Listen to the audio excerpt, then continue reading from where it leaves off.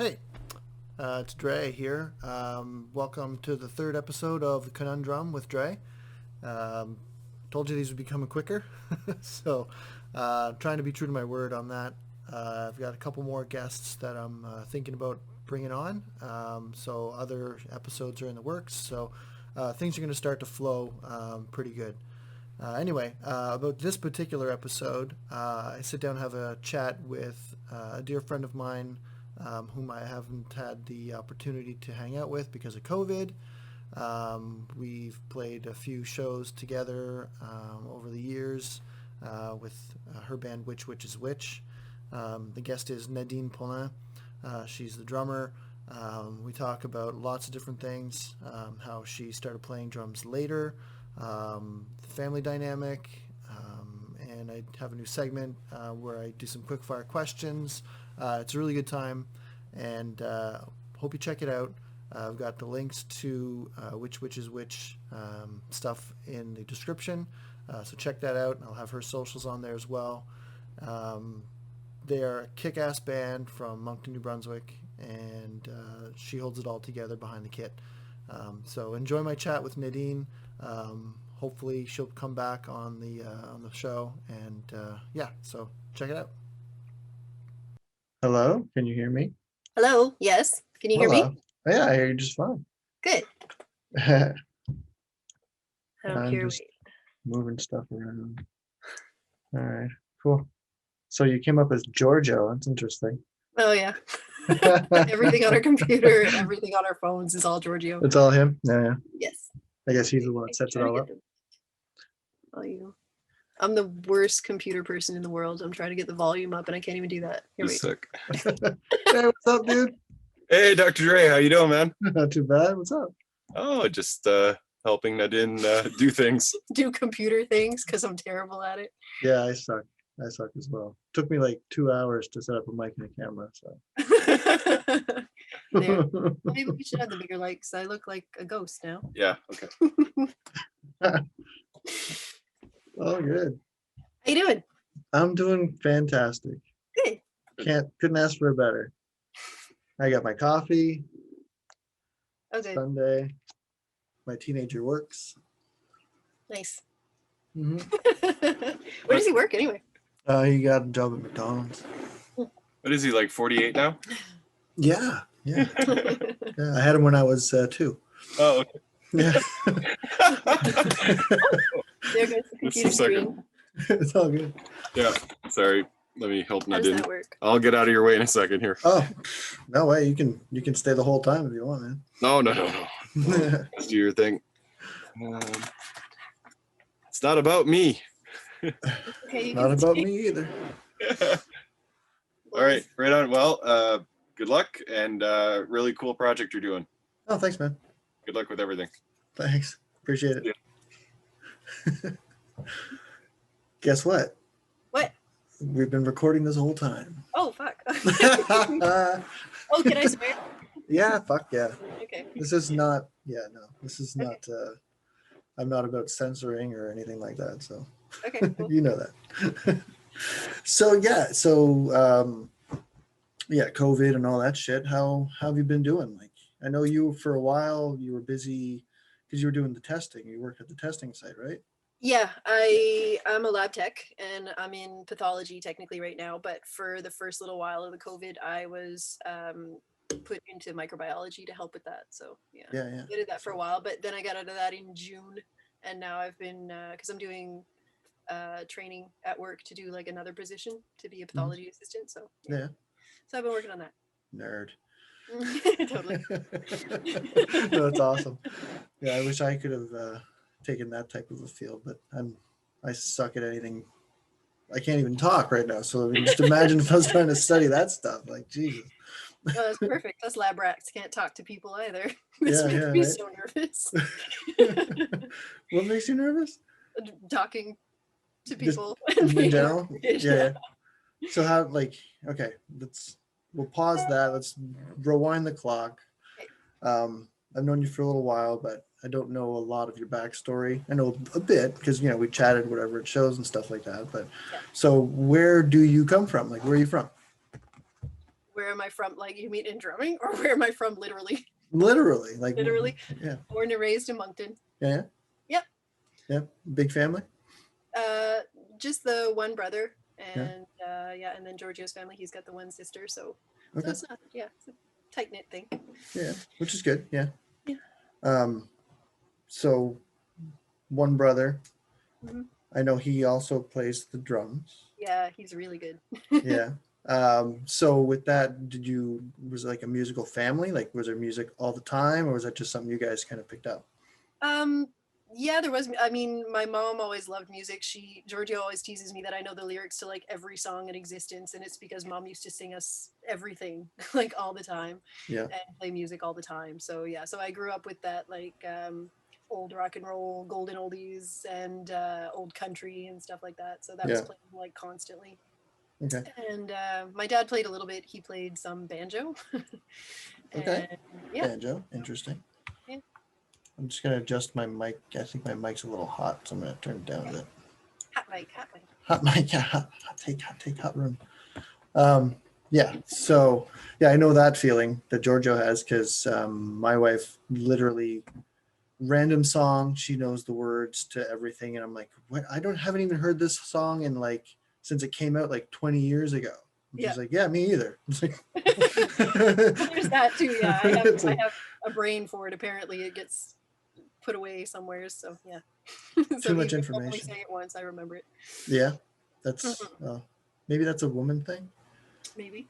Because I know, I can speak from my experience, I have to hear something at least 20 times before it starts to sink in. Yeah. And that's just being a guy, I guess. That's a good Yeah. So that's a lot of music, a lot of different genres and stuff. Mhm. So when did you first what was the type of music that you started gravitating to, or that you noticed that's sort of where you were, that was your people kind of thing? Well, as a kid, I listened mostly to like I said, like the golden oldies kind of thing or whatever. Good stuff. Yeah, yeah. And then when I was like preteen or whatever, I kind of tried to get into the stuff that my friends were all into, like the New Kids on the Block and like that kind of stuff. Yeah. It was bad. But I would actually gravitate a lot to like rock and roll and women like Lita Ford and Samantha Fox and stuff like that. Yeah. Yeah. And then I heard my brother at one point listening to, it was Metallica, but they were covering Misfits. Yes. Yeah. And I was like, oh, that's good. And then so he showed me the Misfits cassette tape at the time, and he was like, just don't let mom and dad catch you listening to it. So and I listened to it all the time. So that was my first like band that I was really, really into, was the Misfits. Really? Yeah, in like Nice. 7th grade, 6th grade, 7th grade. Yeah. Something like that, yeah. So Wow, damn. Yeah. So that's when I started really getting more into like punk and stuff like that. Okay. So from the Misfits, that opens the door to what? Like what type of punk? Because there's different genres in punk. Yeah. After that, there was a lot of Dead Kennedys and Violent Femmes, which isn't exactly punk, but whatever. And yeah, it is. Yeah. It's totally punk. Rancid, and so it just sort of snowballed from NoFX, and just I'm open to listening to like so many different kinds of music. So yeah. Okay. And so your brother was listening to all that too, right? Yeah. So Yeah, NoFX and Rancid and Dead Kennedys and yeah. Okay, so it was sort of like I get that, because like my brother, he was a bit older. He is older than I am by like 9 years. So when I was like in 3rd grade, I remember sneaking down to his bedroom, and he had like Motley Crue and Black Sabbath and like all that stuff. So he'd be playing it really loud in his room, and I wasn't allowed in his room. So I would literally sit on the stairs, because he had the room down in the basement. Okay. I remember sitting on the stairwell that goes like to his room as he was listening to it really loud, and like, okay, this is good. And then as soon as I hear it stop, like he'd hit stop on the cassette, I like run upstairs so he didn't want to get caught. So, That sounds really, really familiar, actually. Yeah, Yeah. my brother was 5 years older, and that was pretty much the same situation. He had the downstairs bedroom and stuff. And when he started going out with his friends more, he would let me go into his room and listen to music while he was out of his room. So, okay. Yeah. Same. Like when we moved from that place, he had, again, bedroom down in the basement.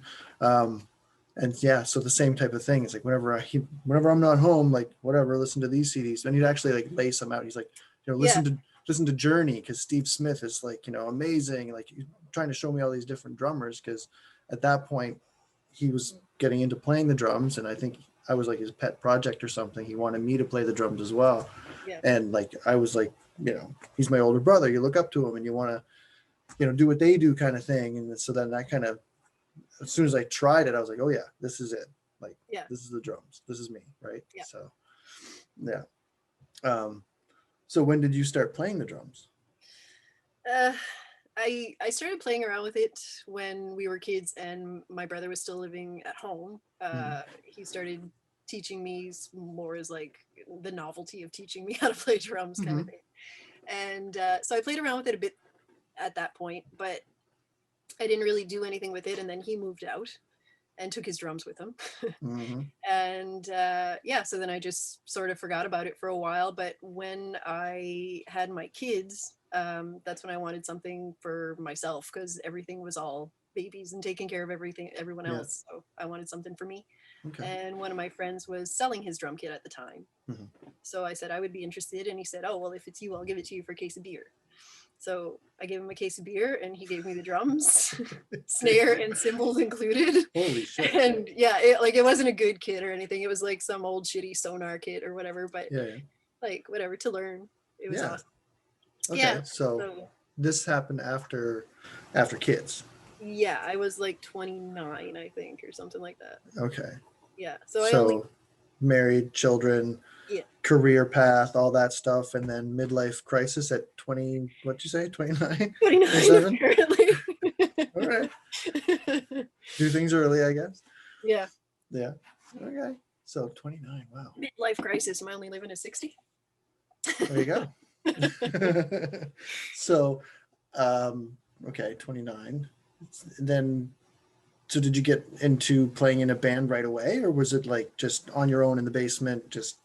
No, kind it of was thing? on my own, just for fun. I did actually start kind of taking lessons from my brother for a little while. Yeah. And he wasn't the most patient teacher. And he enjoyed mostly just like, he wanted to start playing more guitar. So he enjoyed playing guitar and having me play drums. Like I was just sort of the facilitator for him learning how to play guitar in a band. Right here, keep the tempo so I can do what I want to do. Yeah. But he did teach me stuff and everything. But and then I started taking lessons from Tom Antle, T-Bone. He played in Hope, and right now he's playing for Motor League. Yeah, he's a monster. Ton of band. Yes, he is. He is a freaking monster. He can do absolutely anything, I'm sure. So I took lessons from him for about 2 years, but in that time somewhere I did start playing with PJ and Dan, and we started Which Is Which, and I played with my brother in a Ramones cover band. That was just like a one-off show. Yeah. And I was just jamming with a few different people or whatever, but nothing really took other than Which Is Which. So your first band is Which Is Which, essentially. Yes. Holy shit. That's like where did I hear that from? I can't think of his name now. The head guy from the Pixies. Like the Pixies is his first band. Like, oh really? That's insane. It just kind of worked, the three of us together, and I was sort of like, how am I going to talk for like an hour? I've been in one band. Really? No, well, you've done other things. You've done side projects. Like I know you guys like that Ramones one-off show. That was the Ramones thing, yeah. How long so ago technically, was that? we were the Havana Affair, so that was my first band. Yeah. Okay. Well. Technically. Oh, cover band. Yeah. Yeah, that was. Oh shit! That was almost 10 years ago now. And really? Yeah. Okay. I was practicing more, playing more, and I wanted to play in a band, but my thing was most of my friends had been playing since they were teenagers, like most people that you'll meet playing in bands. Yeah. And I kind of felt like, oh, well, I won't be able to keep up, or, you know, they want somebody who also has that much experience in bands and who's going to know how to like do all this stuff. Yeah. So my brother was like, no, people just need to see you play, and they'll like, somebody will come up and want to play with you. So that's why we did that show. That was just him kind of like helping me out. He grabbed a bass instead of playing drums and let me play drums. Really? And yeah, we did that. So we booked the show before we had practiced anything. And Yeah. I didn't know what I could do. I'd only been playing drums for like 6 months at that point. And he was like, yeah, we're going to do the first Ramones album from cover to cover.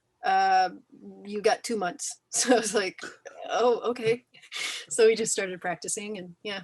So clearly there's a natural gift to that, because to pick that, I mean, the Ramones is, a lot of people can shit on the Ramones for being so simple, but it's not easy to play that, especially the drums. Yeah. Because those like straight up like eighth notes constant, like that is fucking hard.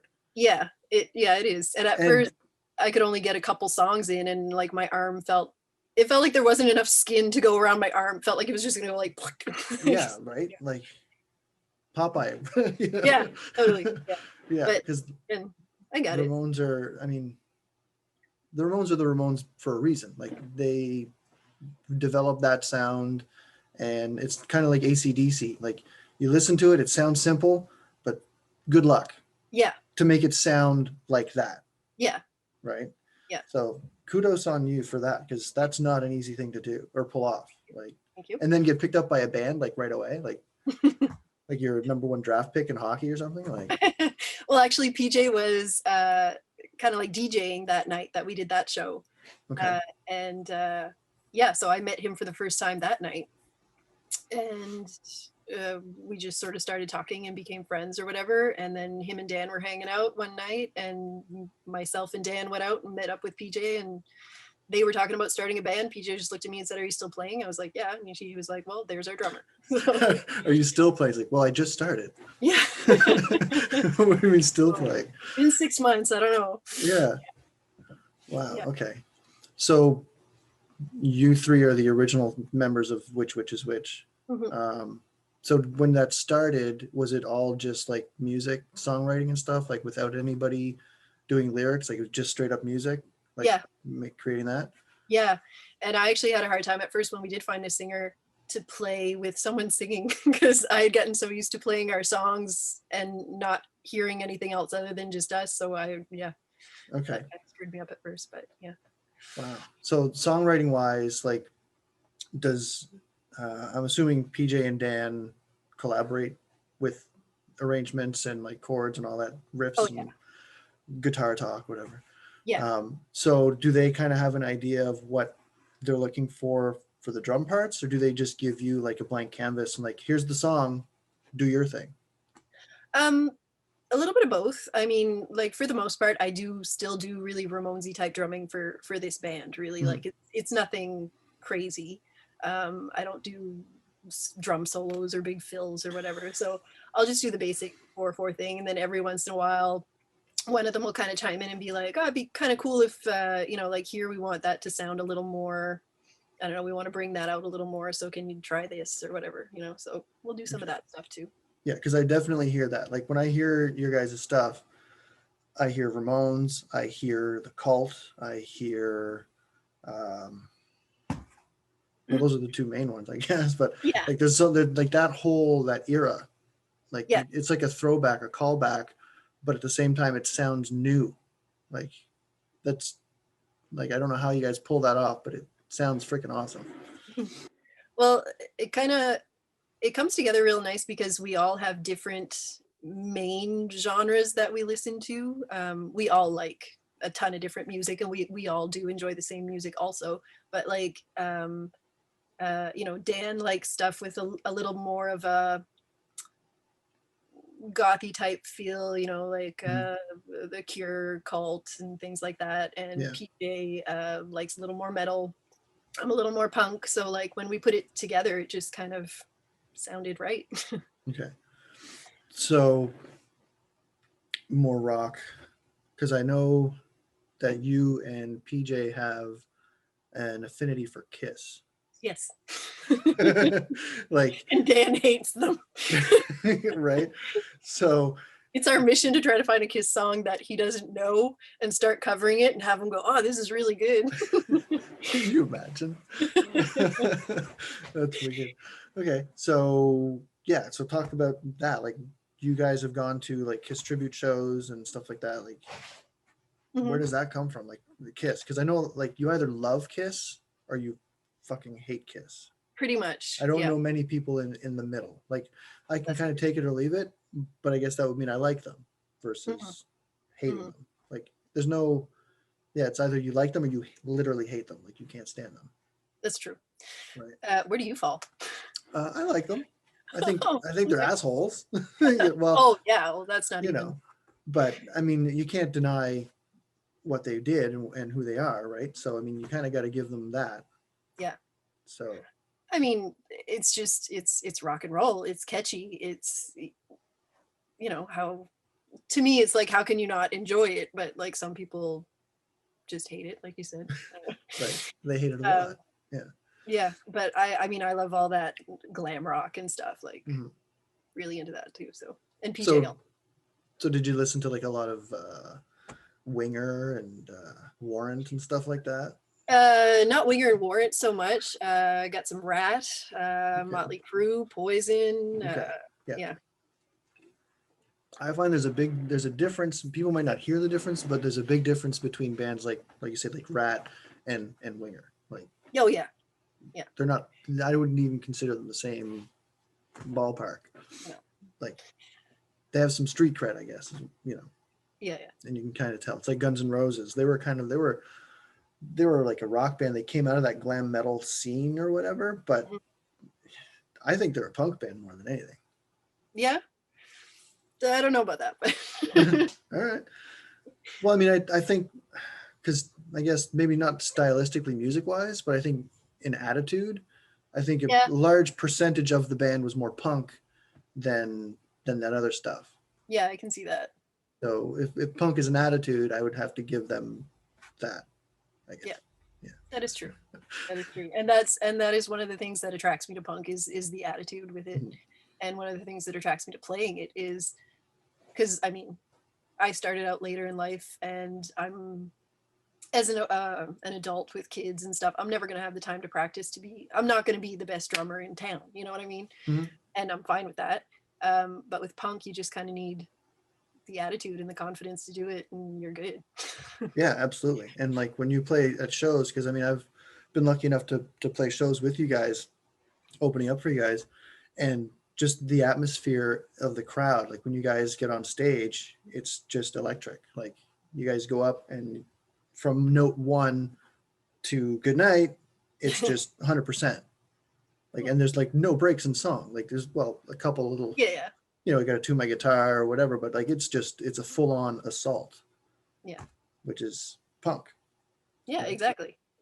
Because you can get those guys that are, the storytellers, and they go on and on about the meaning of this or that. And it's like, no, just fucking shut up and play. People are just there to have fun and listen to Yeah. you play, so Right. give them that. You don't have time to like throw elbows and shove each other around and spill beer everywhere if you're busy telling the life story of why you wrote this song. Exactly. So yeah, so I get that sometimes. Like, I guess the perception from behind the drum kit to like what the guys in the front are doing, like whenever Jack is tuning his guitar or kind of talking to the crowd, I'm like, this is taking like forever. Like, what's going on? But then like I'll listen back, or I'll like, if somebody has a video and it's like, oh, that was only like 10 seconds. Like, oh yeah. It just feels so much longer. It's like, just shut up and play. Yeah. Well, that's because you're sitting in front of people watching you. Maybe, yeah, maybe. That happens to me too. It's this weird thing where it's like it seems to take forever, but at the same time goes by so quickly. Right? Because then when you're done your set, you're like, oh fuck, we just started. Are we done already? Yeah, we just started. Yeah. So with that, are you guys? I know you guys have been working on some new stuff. Mm-hmm. You were in the studio. Was it last year? No, it was 2019. You were in the studio, was it? Yeah. Because last year is just a wash, like whatever. That didn't happen. Yeah. Pretty much. So you guys went in the studio with Danny Bourgeois, mm-hmm. and talk about that. We recorded just a few songs with him, which was really fun. It was a different experience. It was a really fun experience as a drummer because he's a drummer, Mm-hmm. and he had a cabinet full of snares that I could choose from, and he had mics on absolutely every part of the drum kit, and it was just insane. So that was really fun. And yeah, we recorded just a few songs with him for a split that we're doing actually with Frig Dancer. Mm-hmm. So that should be coming out fairly soon. So we Yeah. got 4 or 5 songs. We recorded like a few more than what we're putting on the album. So I think on the album there's either 4 or 5. Okay. But yeah. So they Free Dancer would have the same amount of songs. Yeah. Kind of like. So what got you guys into doing the split idea? Because I know like that's another like punk rock thing. Like Mhm. there's always like 2 different bands like that do splits, and usually they're like completely different genres almost. So what got you guys into doing that?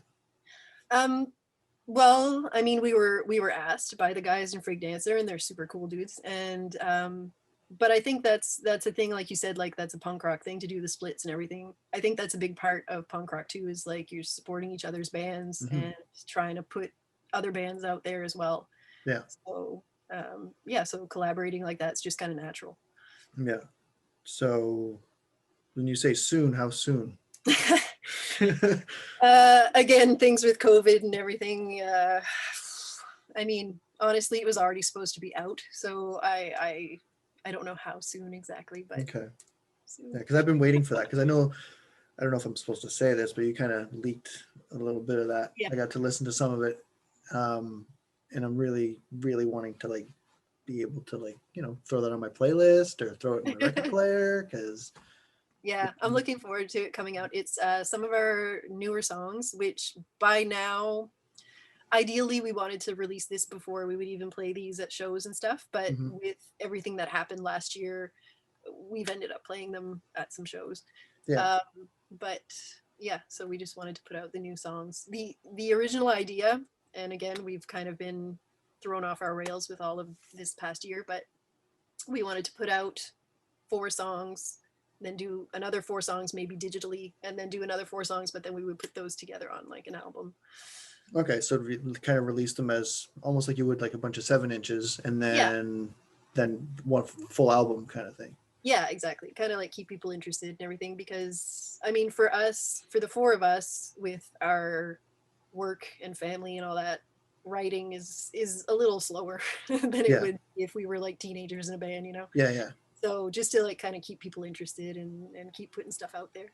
yeah. I hear that because like we're the same boat. Like the album that we put out last year, and we probably could have waited, and because we put it out in July, like right in the middle Okay, of yeah. like when COVID was going on. Yeah. Because we got it done, we recorded it. Well, I recorded my drum parts like way before that, but then when James, when he was still in the band, and Jack, they worked on all the guitars and vocals and stuff. Jack had half the vocals left to do. COVID hit, so he recorded them at home Oh. on it, like in his closet or whatever. Like he sent me a picture of like his makeshift like mic stand as like coat hangers and like coffee filters. I was like, wow, okay. That's cool though. That's very DIY. That's very punk. Yeah, but I mean it worked, right? So he sent those files to James and then mixed it. And then once James had it mixed and mastered, we were like, okay, so do we wait and then put it out like on CD and we said, you know what? Fuck that. We've got it. We've got the art, the album cover done, at least that. So we only need that for Spotify and Bandcamp. So fucking do it. So we did. So we just said, screw it. And then, so now we're in the process of like putting together like the package, like to actually release it on like CD. Okay. Because vinyl is fucking expensive. Yes, it is. That's the goal, is to put it on vinyl. But I mean, if you're not playing shows, you're not making that money to be able to purchase the vinyl. Because I mean, right. Otherwise it's coming out of your own pocket, and we all have families, and expenses and stuff like that. So I mean, you're just gonna bankrupt yourself if you do it that way. So exactly. So the vinyl thing is, a lot of bands are doing it now. You guys did it twice. Mm-hmm. So you the did same the album. We did same album. I know. Yeah. I know. I've got both. I know. Yeah. So I'll probably I'll throw a picture of me terribly holding up the 2 vinyls because they look cool. Like that's the other thing. Like there's the green and the purple. Yeah. with the cover art and everything to go with it. Like you got, I think it's Justin Coffey, right? Yeah, we're super lucky that Justin's our friend and that he was nice enough to do that for us. And yeah, and we're also super lucky that we have Dan, who's like a designer, so like he has that eye for Yeah. for putting stuff like that together too. Yeah. So yeah. Yeah, because I'm not. And Lizanne, who's an artist. Yeah, right. So yeah, so she's been putting out a lot of stuff and doing a lot of work. I noticed that online. Yeah. Sculpting and just exhibits and stuff like that, which I'd like to be able to go and see, but I know. COVID. Actually, I'm wearing one of her shirts right now. Oh yeah. Yeah. Oh Thank you. sweet. Yeah. So she's doing that on silk screen, right? Yeah. Yeah. That's badass. Mhm. So you guys got a bunch of DIYers with all different skills that can just pull it all in and put it together and make that. Yeah, and then we got PJ with the experience of having been in bands for like so many years of his life that Yeah. what people are going to want to, and when we should put certain things out, and he's got more of a feel for that kind of thing. So Yeah, and the contacts and the people, because I mean, people might not know that are watching this, but PJ, he plays bass in the Monoxides, which were like they exploded in like the 90s. Yeah, they toured all across Canada, and I think they went down into the US and Europe, right? I think they went overseas too. So I'm not sure about that one, but yeah, anyway, possibly, very possibly. yeah. So I remember when they were out when I was younger, hearing about them, I was like, oh, band from Moncton that's like touring around. That can't be right. And then holy fuck, Yeah, it's weird when it comes from like your own neighborhood. Yeah, exactly. Like for me, I guess Moncton, even though it's only like an hour and a half drive, Moncton from Miramichi always felt like it was like this whole other country almost. Like, oh really? I didn't get to go to Moncton very often. And when we did, it was like, stop them all and home kind of thing, right? So I didn't get to immerse myself in the scene in Moncton. So now with this project and being able to get back into playing music and playing in bands, getting into the scene and playing like with you guys and some of the other bands that we played with, finally getting to be a part of the scene in Moncton. Mm-hmm. So how early did you, like, I know you started playing drums later, but how young were you, or like when did you get into the scene of like, just going to see bands? Oh, that was probably, probably like 13, 14 kind of thing. I would go see what I could, especially with my brother playing in bands. I wanted to see him as much as I could. But often it was in bars and I couldn't get in, or sometimes if it was at the Esquire, I could get in. Yeah. So yeah. So there wasn't many all ages shows? No. Back then? No. Not here really. No, it was mostly at the Esquire. That was like our punk bar, Yeah.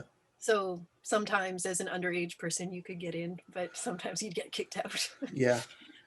Poor Esquire, rest in peace. I got to see Fifth on the Floor and Nashville Pussy there before it shut down. Nice. That was such a good show. Nice. Such a good show. And then afterwards we all hung out with Blaine and Ryder and them, and yeah, they were really cool. I mean, they were looking for cocaine, but I couldn't help them with that. As soon as the show was done, they came out, it's like, who's got cocaine? Who are we hanging out with? Who has the drug? Yeah, who's got the drugs? Yeah. I mean, not surprising with those cats, right? Yeah. But I mean, I got to see some shows there and got to play a few shows there, so that was fun. Yeah. So the Esquire, it's a great spot. I mean, it was small, and dirty. It was just exactly what you want, Yes. right? But I mean, the Cavo is doing really well. Yes. So I know they were in another location before, or were they always there? They were always there. Okay, but they closed for a while. Yeah. Okay, and now they're back, and then COVID hit. Okay, because I know like that's where we played with you guys there. You guys play there often. It's just a great atmosphere. It is. Yeah, it's a great atmosphere. The sound's pretty good in there. Yeah. Yeah, it's a fun place to play for sure. Because here in town for a while we had Sherwood's House, which was the DIY punk house, and then that shut down. So there were rumors of like other stuff like another Clothes house kind of starting up again, but then again with the COVID. Yeah. How many times we're going to say COVID during this, but At least another 10 times. probably. So yeah, so that no more rumors right now for the time being, but hopefully someday something else like that'll come up. Yeah, because I know I don't think this is COVID related. That's one. That the guys in Fredericton, the Haunted Mansion shut down last year. Oh yeah. You guys got to play one of the last shows. Yeah. They did a few because COVID was full swing there. There's two. They were doing just like digital like Facebook Live shows. So a different band would go every weekend and they would do the Facebook Live thing. So you were playing to just them, you know. But it was super fun anyway, and it was really well done actually. Yeah, like, it was. I mean, the sound in there is fantastic. Mm-hmm. And well, they literally have like a mixing board and stuff, you know, like so. It's the, and and they had somebody there doing the video who was really good at it. So so it turned out all right. Okay, because I know Moncton's got a place that's kind of doing that now with Slanted Glass. Yeah, with Ross. Yeah, he's a super cool guy. He does sound at Cavo most times when we play. Yeah, he was the guy that did the sound the last time that we played there. So that's when I met him, and then, you know, buddied up on Facebook or whatever. So just before we went back to Red Phase, he hit us up to do a live stream show because he's been putting those on. Oh, sweet. Yeah, but you know. Now, no. COVID. So hopefully that'll once some restrictions kind of alleviate, and then Sean can leave Moncton and come here to get ready for it. We hope to put a show on there for that. You guys planning on doing any more live streams at all? We haven't been hit up for any at the moment, but I mean, if this keeps going the way that it is, that's definitely a viable option, you know. Yeah, and I think they're great. Like, and some of the bigger bands are doing it now too. Like, I know the Hives did a great big world tour type of a live stream where they had different shows for different cities. They put on, I think, there was like 6 different shows or something like that. So they actually played 6 different set lists, and they had like a toll-free number if you were logged into the stream, and then you could call it, and then they'd answer and they'd talk to the fans. That's cool. It was pretty rad. So, you know, you could buy the pass for all of the shows, or you could buy like individual shows. Okay, cool. Kind of like Bad Religion did with their Decades. Those are, I mean, but see, they have big production teams, right? So they can put on these kick-ass shows. Yeah. The sound was amazing, and it felt like you were there. Mm-hmm. So yeah, I guess that's kind of what I think Ross is trying to do with his thing. Yeah. And it works. I mean, the sound is great, especially when you have a guy like that doing the audio. Yeah. He's an audio engineer, right? He knows what he's doing. He's got the tools necessary and everything. So yeah. So I hope you guys do get to put one on there, because the one at the mansion was really good. Mm-hmm. Because I mean, you guys, doesn't matter if there's one person in the room or 100 or 2,000. Like, you turn the on switch and it's go time, right? So. Yeah. It was still really fun. It was different, definitely, to not have like chatter between the songs and stuff, and just sort of be like, but it was fun. Yeah, because that's the other thing. Like, to bring that kind of energy when you're the only people in the room, usually you feed on the crowd, right? Like, the cheers or the screams or the cursing or the, you know, you suck, or, you know, telling each other off, like, whatever you know, it is. Whatever it is, right? You feed off of that. And you go, yeah, motherfucker. Yeah. You know, or kicking or spitting or whatever. Like I don't know if we'll ever get back to that. I know. Right? Like, even when things kind of seem semi-normal and shows and people get to go to bars and stuff, I don't know how people are going to like rush together and kind of feel comfortable doing that.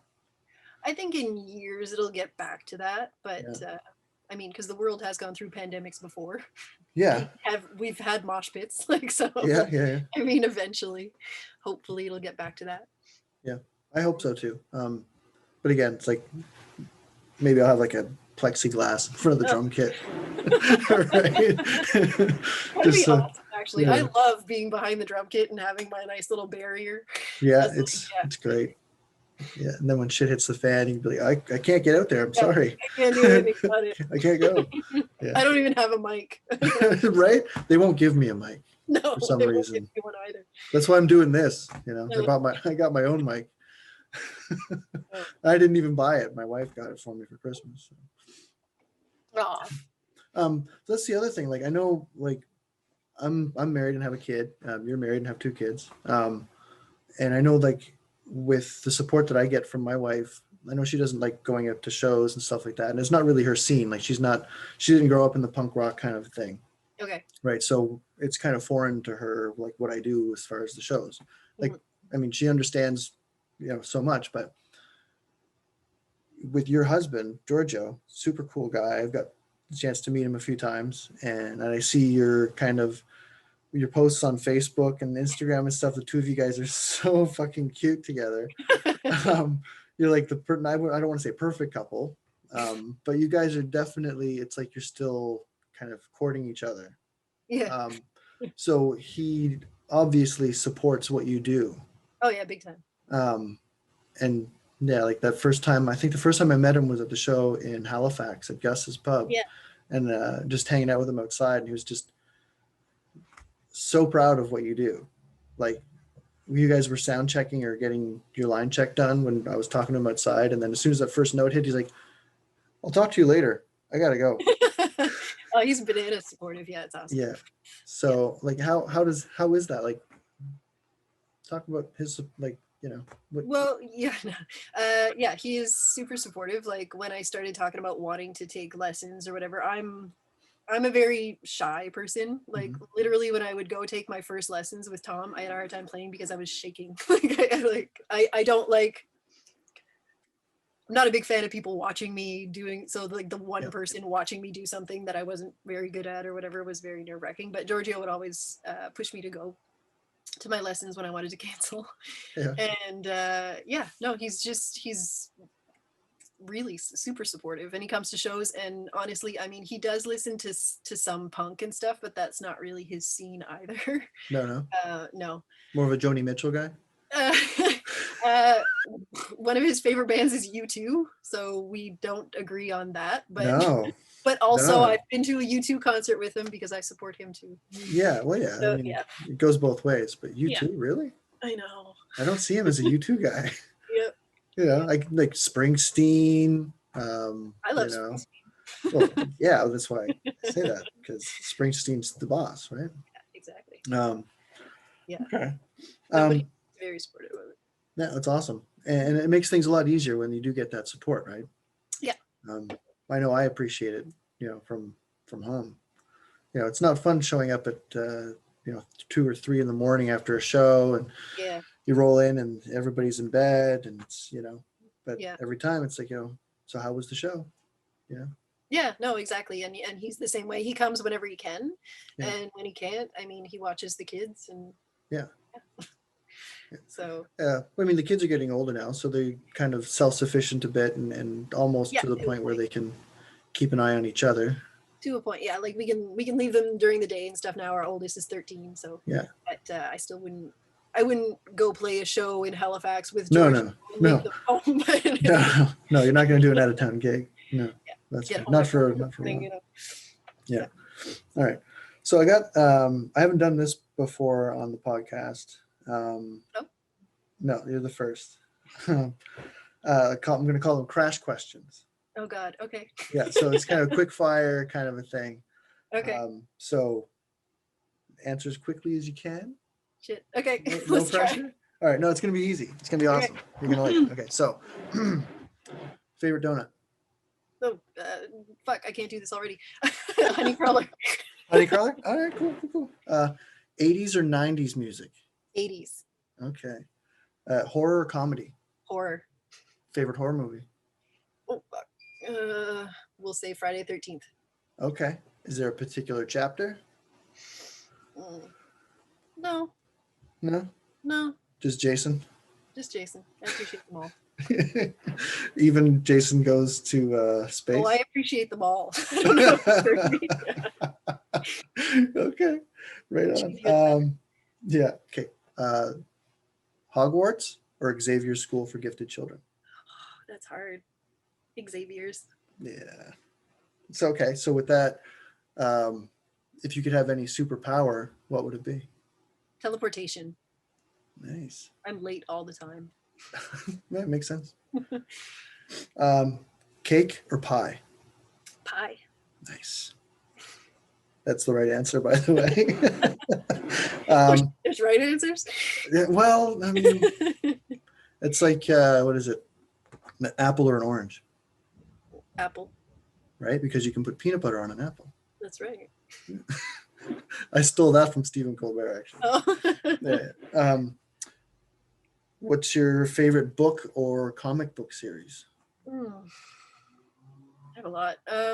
My favorite book is one I read pretty recently, actually, is American Gods. Now, it's my favorite. Okay, the Neil Gaiman. Yeah. There's an HBO show on that or something. Yeah.